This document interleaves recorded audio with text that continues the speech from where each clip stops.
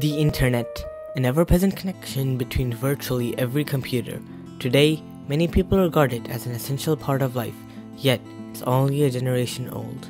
As Vincent Cerf noted, the history of the net is the history of protocols. UCLA scientists Vincent Cerf and Robert Kahn's collaboration from 1973 to 1978 to develop the TCP IP protocol in order to connect networks to one another resulted in the emergence of many more networks and connected them all to form the Internet, breaking the barrier of intercommunication between the networks. The Internet went on to completely change the course of the world, impacting society and businesses alike, and by creating a more reliable and efficient means of communication, broke barriers in nearly every aspect of humanity, from communication to commerce, revolutionizing the world. So how did we arrive at a global network of networks? It all started with the space race. On October 4th, 1957, the Soviet Union launched the first man-made satellite, Sputnik 1, into space. Following Sputnik's launch, the USSR's power became imminent. Fearing that the Soviets could easily destroy the United States' long-range communication system, President Eisenhower ordered the creation of the Advanced Research Projects Agency, ARPA, in 1958 as a branch of the U.S. Defense Department. ARPA's purpose was to create a more secure method of communication, one that could withstand any Soviet attack. In 1962, J.C.R. Licklider, a scientist from MIT and ARPA, finally proposed a solution, a network of computers, each of which would be able to communicate with all the others. In his book, Libraries of the Future, Licklider stated, "We need to substitute for the book a device that will make it easy to transmit information without transporting material." Paul Barron also developed the idea of packet switching, in which the data could be broken down into packets, sent along different routes, and then compiled back into the original message at the destination. Each of these packets would have an address, so they would know which computer to go to, and they would have a number telling which order to compile them in. The problem, previously, was that each computer used a different method to process information. In order for packet switching to work, each computer in the network would need to adopt a set of rules, or a protocol, that would allow it to use packet switching. These ideas became the fundamental basis for ARPA's communication system, which would grow to become known as the ARPANET. By 1966, ARPA had called out to several research institutions to help build its computer network. Stanford, UCLA, UC Santa Barbara, and the University of Utah all offered to be part of the experiment. The ARPANET was developed until October 29th of 1969, when the first message was sent between two computers, one at UCLA and one at Stanford, using the newfound technology. Though only the first two letters of the word login were received before the ARPANET servers crashed, a link had been set up between the two computers, proving it was possible to create a network that could fit the US government's needs. The technology further advanced from connecting only 4 computers in 1969 to 13 computers in 1970. But now there was a new barrier. There was no way to connect different networks to one another. Each network used its own protocol to handle communication between its computers, and so, different networks couldn't connect.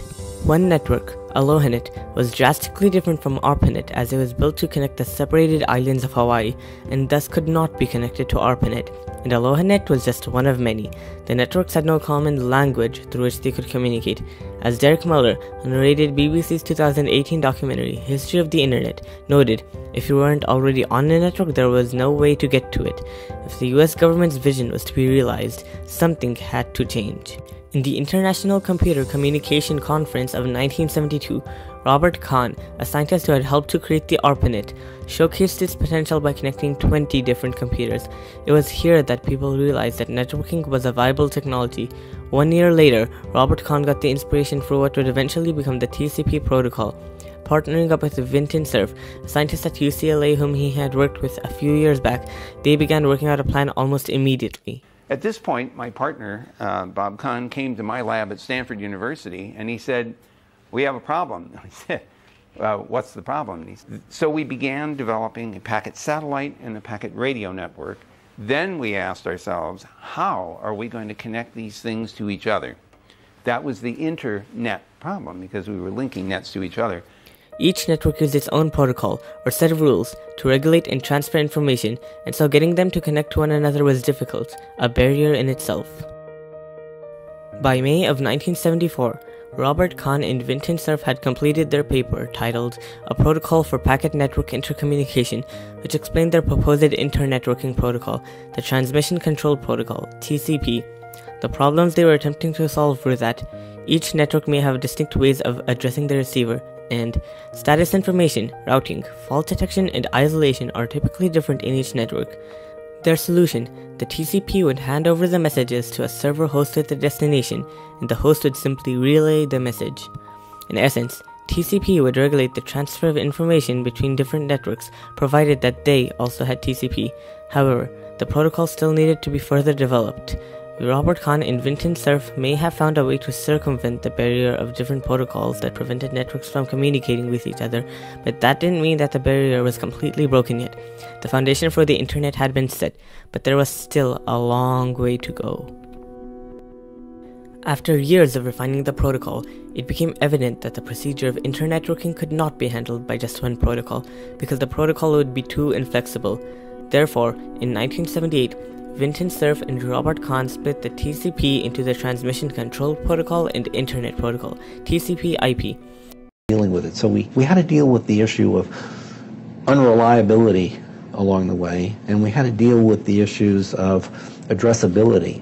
And those were two of the main issues that led to the reconceptualization of the protocols. We took the part of it that dealt with the Internet Protocol and sort of broke it out and made a separate thing. That's where the name TCP/IP came from. So the IP part had to do with addressing the machines and having the networks route based on IP addresses. And the TCP part was sort of the end-to-end piece of the protocol that lets you put the things back together again. Sure. Because these nets could be all different. And one net might take big packets and the next one might want little ones. So you have to chop these packets into little pieces and separately address them. They may take different routes, and you'd have to figure out how to put them together and where the pieces go at the other end. And so that's what the protocol did. Together, TCP and IP worked more efficiently and were better in allowing networks to be able to connect and communicate with each other. Now, the protocol was complete and ready to be implemented. TCP/IP was the interpreter between the networks, and that allowed the Internet, the network of networks, to finally emerge. At last, the communication barrier between networks had been broken.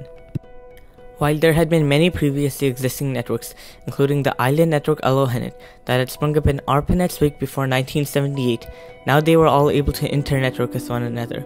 Many new networks, such as the notable NSFNet, were also made, as it was now possible for different networks to communicate with one another. Vinton Cerf and Robert Kahn's TCP/IP protocol had made possible the communication system that had been pursued for so long.